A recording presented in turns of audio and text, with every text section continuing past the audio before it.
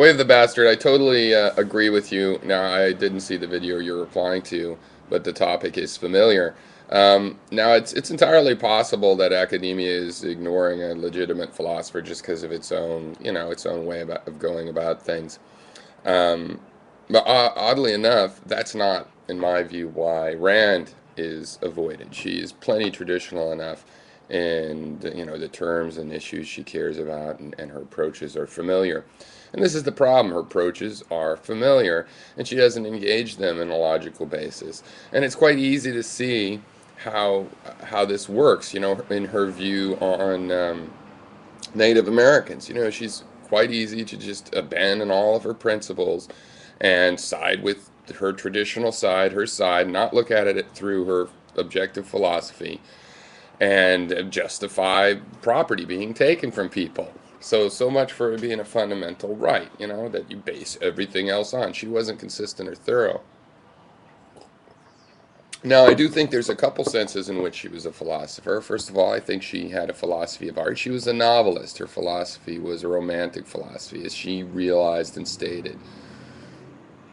It's romantic capitalism or capital romanticism or something like that. Now, if she had engaged in that, then she would have a philosophy which wouldn't necessarily be particularly technical, but it would be a philosophy of art.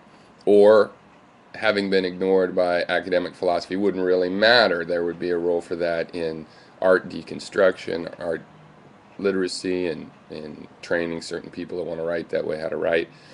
I don't think she was that great of a writer either, but she did get her ideas in there. They obviously touched certain people. That can justify uh, your philosophy, if it's a philosophy of art and you've connected with people.